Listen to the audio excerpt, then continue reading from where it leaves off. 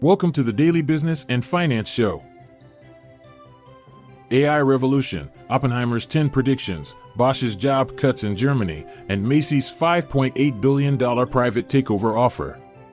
Differing views on holiday consumer spending, Paramount's future under scrutiny, and the collapse of Cigna-Humana merger talks. Unit Corporation announces dividends, gold market risks amid U.S. soft landing, and DoorDash joins NASDAQ 100 index. Stay tuned after this short ad break to delve deeper into these headlines. Generative artificial intelligence is revolutionizing financial markets and corporate valuations, with potential repercussions for all sectors, states Oppenheimer. This investment firm foresees 3 stages of AI incorporation: infrastructure, software, and end markets.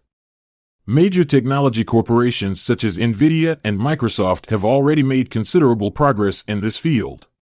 Furthermore, Oppenheimer predicts that generative AI will give rise to new product categories, lower the costs associated with running models, and have a substantial influence on the biotech industry. Bosch, a manufacturer of car parts, intends to cut 1,500 positions at its factories in Stuttgart, Feuerbach, and Schwieberdingen in Germany by the year 2025.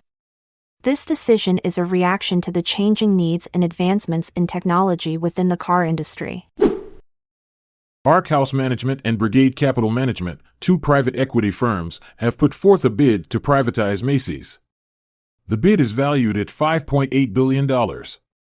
This offer places the value of the department store chain at $21 per share, which is a premium of 21% on its recent closing price.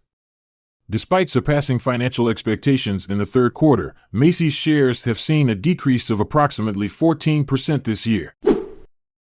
Differing surveys show a lack of clarity in United States holiday expenditure.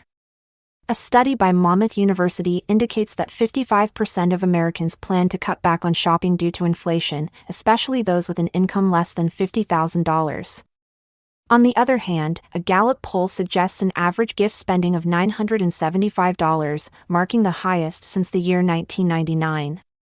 This trend is primarily driven by middle and upper-income earners. The leading retailers are Amazon, Target, and Walmart. Reportedly, Sherry Redstone, who holds controlling shares in Paramount Global, is in preliminary discussions about selling the company's assets. These assets include its movie studio, and they may potentially be sold to Skydance. Skydance is the production house responsible for Top Gun, Maverick, and has surfaced as a possible buyer for Redstone's National Amusements. It should be noted that no deal has been finalized yet, and there are other parties showing interest in acquiring Paramount's assets. Major health insurance providers, Cigna and Humana, have decided to call off their merger plans due to conflicts regarding financial conditions. Cigna now intends to focus on smaller acquisitions along with a substantial stock buyback. An additional $10 billion is projected for this purpose, which will increase its repurchase authority to a total of $11.3 billion. Furthermore, the company has reiterated its earnings per share forecast for 2023, expecting it to be no less than $24.75. Unit Corporation has declared a quarterly dividend of $2.50 per share, keeping the same rate as before. The forward yield is currently at 17.78%. In addition to this, the board of directors has announced a special cash dividend of $15 per share. This will be payable on December 27th to shareholders who are recorded by December 18th. The World Gold Council anticipates potential declines in gold prices if the U.S. economy manages to evade a recession next year, even in the face of inflation and rising interest rates. Nonetheless, a mild recession is still within the realm of possibility. It's worth noting that gold prices may see an uptick when the Federal Reserve opts to reduce interest rates, underscoring the importance of U.S. monetary policy on gold's valuation. In regions such as India, Middle East, and China where buyers exhibit higher sensitivity to price fluctuations, purchases of physical gold could potentially diminish with increased price volatility.